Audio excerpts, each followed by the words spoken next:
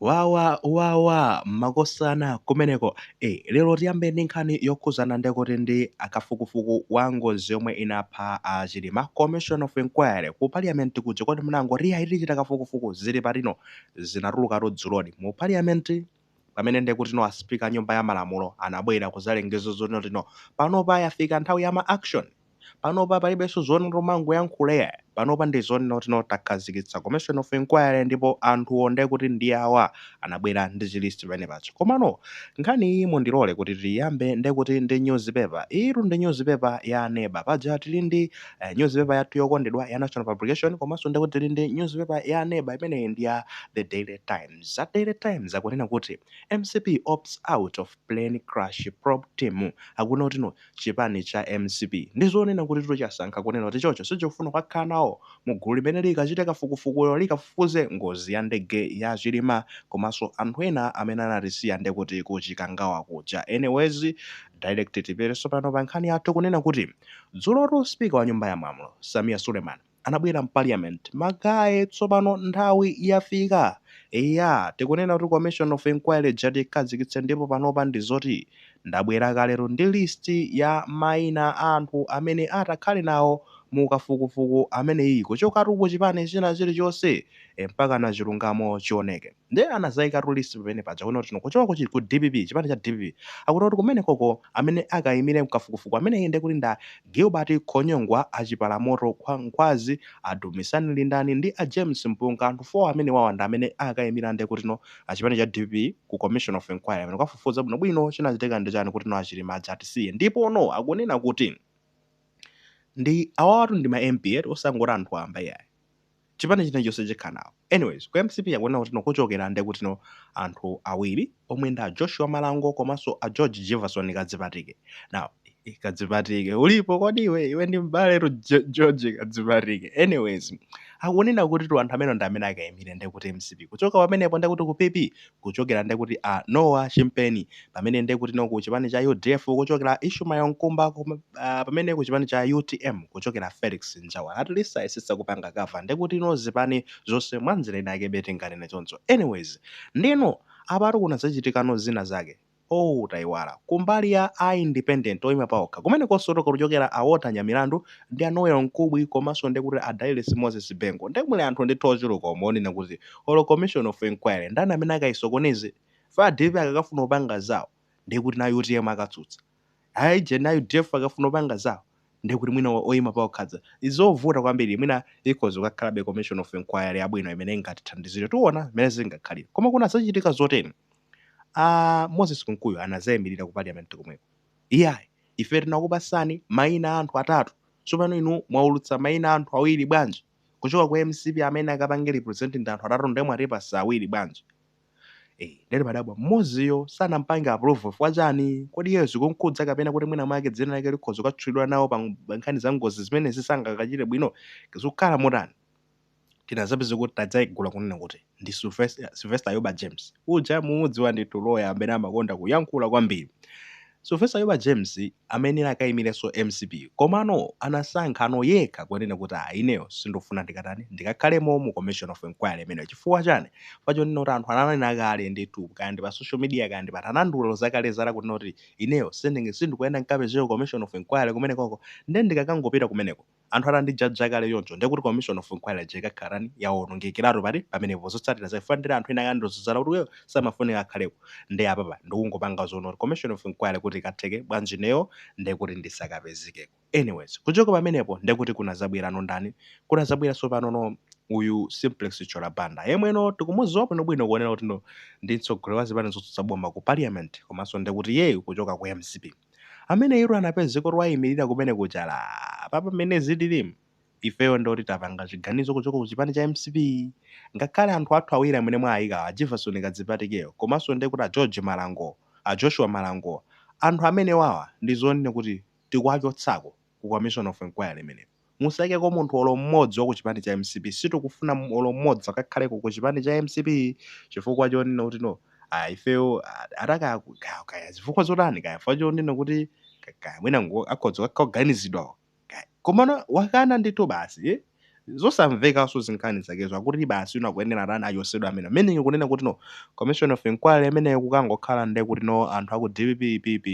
UTM komanso nde kuti UDF anthu a MCP akana. Anyways nkhani zakezo nde kuti zikumayenda motero eti tingokambapo apa nkhani zonena kuti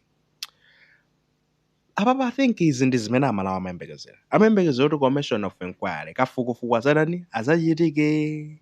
kuti kodi zinakhala motani kumene kuja ngozi jamuri nali ngozi chabe kapena mwina make china chake chinachitika ndithu nawo apapa nde kuti no kwayikidwa ngakhalebe ku DPI anthu 4 zomwe zidabwisa why anthu 4 pamene zipani zene zizangotenga nde kuti anthu mmodzi ngati ku UTM kuja munakayikako nde kuti kuli anthu ambiri kumene kuja kuli nde kuti amatika ndani kwani zimayi ujaso kuli Patricia Kaliari kuliso zimayi wina wake wakumpotoko bwezi mutayika anthu amene wawo kwalowaso nde kuti uyu amati Matthews Ntumbuka amene iyi bweziso nde kuti mwayikako munakayikako kayanda anthu kayanda 3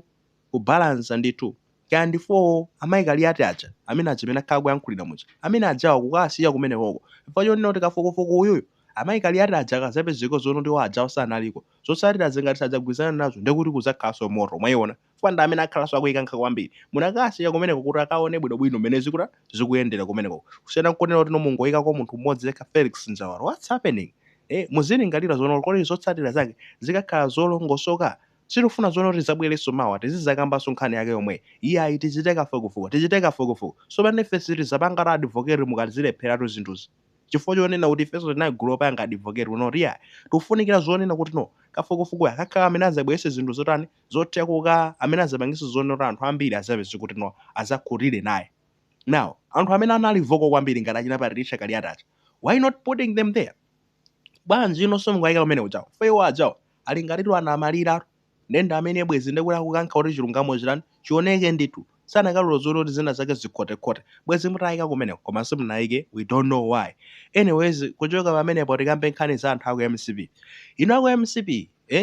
ngati inuyo moona kuti ndinosalakwa fans yomwe anayitchulayi ngati achina Jefferson Kadzipatike achina Joshua Malango achina Ayuba James ndi fans yonena kuti muyione iyoyo simakhuzidwa nawo mayina awo sanayambe atuluka ku nkhani zokhuzana ndi chani ndi kafukufuku ndi ngozi za chilimasi mayina anthu amene amatuluka aje amene amanena kuti black box anayibisa kaya kuti kana kayisunga kuti amene iyoyo munalibe momwe mukunziwa kuti magayi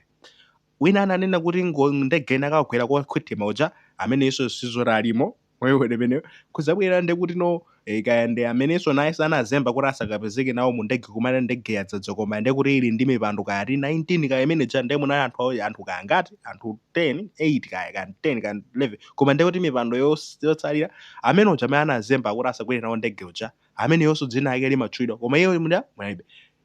mukunziwa kalenso nde kuti dada wakale ameneyo mukunziwa dada wakale kwantere nayeso nderi nayeso ndizonero tino dzina yake lakhala umatchulidwa so imene motaya mutiuze bwino kuti bwana adausa ndi ndani kuti ndege nafika kuzuzu koma sinafike amene yonso mulibe magaya awa ndizonena kuti ndi anthu amene nde kuti iwowa mayina awo sanayamba atchulidwa kunkhaniza so bwanji osatenga amene wakuti akakhale mmenemo mukuwapangapo wakuti bwanji Ayuba James at least akupereka zifukwa zomveketi komano magaya enawo mufuna achokemo mmene mufa chani bwezi nde kuti akhalamo ka mukapanga yoncho nde muona kuti no zochitika zokambirana za parliament kuti zonsezi bozingokhala anthu azipani zino koma MCP yokhaisa makhalemo zero mukutanthauza ndi zimenezo pena bake kumalingalira ngati anthu abaye muli ndi maubongwe fana zino mumanena kuti fende naphunzira ndi masters koma zochitika zake maganize ngati muli ndi zimphonongoloso bwanje tamaganizani zolongosoka ino mubwanji kwenikweni. Anyways tikukamba apa kunena kuti MCP imene naso ipezeke mmene awa amagame representative amene apezeke kuti zinthu zikayende mmene momo osati anthu apangidwe pulled out sizimayenera kukhala yoncho ngati zizo mapangana pull out kuti fa MCP sitikhala nawo mu commission of inquiry ikafukufukuyo nde sitikhalamo nde ifa chana achina baba Malonde ali busy no ndi munalola kuno kuti akhale kujeni ku public account committee azichita inquiry ya Malis Hotel bwanji munalola kuti akakhale mmene wezi nde kuti mukumayika mmene zinakhala ndi achina baba Malonde lazi ukuso anthu amene akakupangeni represent otherwise nde kuti no mbali yotsutsa apa pande kulibero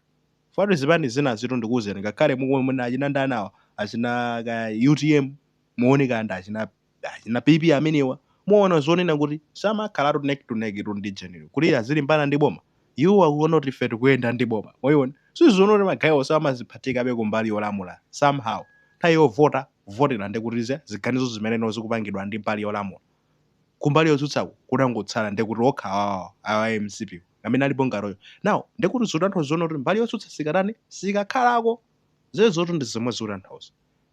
Ayi mmenemo ndi mmene zayendera. Inu maganizo anu mukuona bwanji kuti penepa? Tiwuzeni maganizo anu ena lonse ngati muli nawo mu comment section, mulemezanso maganizo anzathu.